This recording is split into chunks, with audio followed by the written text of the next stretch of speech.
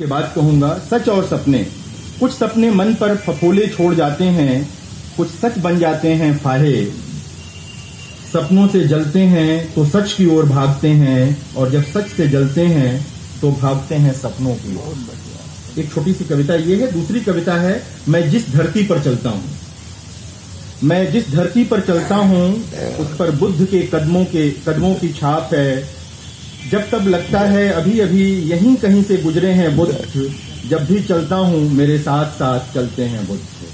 मित्रों, सदानंद शाही के कवि की जो पूरी बनावट है वो इन दो कविताओं से जो मंतव्य निकलते हैं उसके बीच कहीं स्थित है, उसके बीच कहीं स्थित है।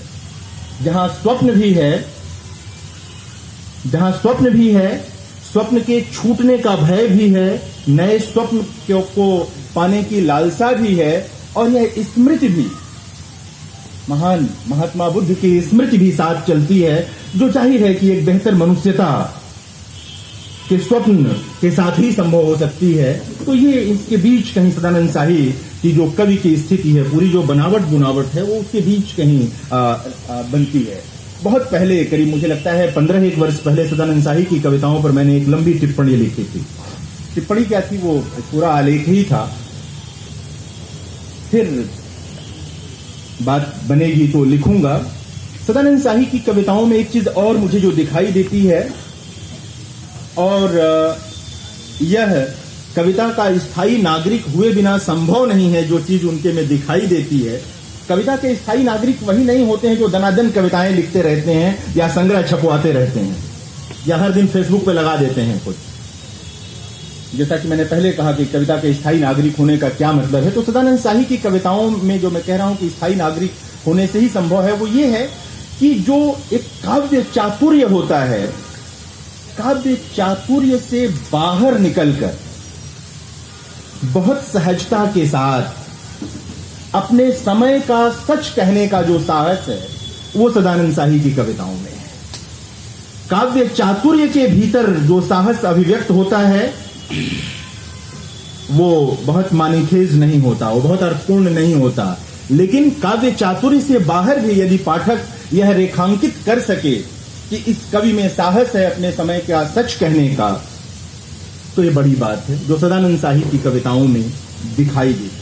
तीसरी बात यह है कि ये कविताएं, जो कविता जितना ज्यादा सहज दिखती है, बहुत लोकप्रिय शब्दों में सरल दिखती है, दरअसल वह अपने पाठक से उतनी अधिक आत्मीयता की मांग करती है, अधिक मित्रता की मांग करती है खुलने के लिए। वैसे भी हम हर मनुष्य को तो नहीं जानते, किसी भी मनुष्य को हम तभी जान पाते हैं जब बहुत गहराई से उसके पास जाते हैं, उससे मित्रता करते हैं, उससे आत्मीयता स्थापित करते हैं। कविताओं के साथ भी ये होता है।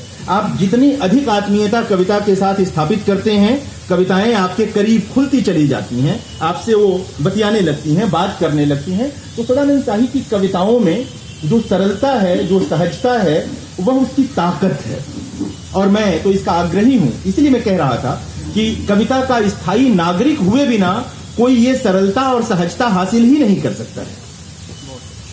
क्लिष्ट पदावली में, बड़ी बड़ी पदावली में कविता लिखना नौसिखुए कवि का काम होता है। जो नया होता है, जो प्रदर्शन करना चाहता है, वो बड़ी बड़ी पदावलियां लाता है कविता में। जो रम जाता है, जिससे कविता सध जाती है, जो कविता में सध जाता है, सिद्ध हो जाता है, वो सहज होता है, सरल होता है और सुक्तियों में अपनी बात कहता है, जो सदानंद शाही की विशेषता है। मित्रों, बातें बहुत हैं, शाम हो गई है। मैं उन्हें बधाई देता हूं आज के इस काव्य पाठ के लिए और भविष्य के लिए भी। शुक्रिया, धन्यवाद जितेंद्र जी। चाय भी आपकी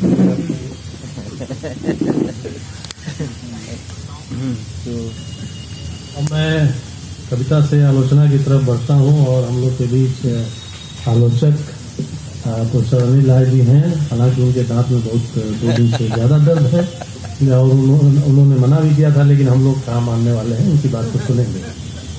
प्रोफेसर अनिल लाल।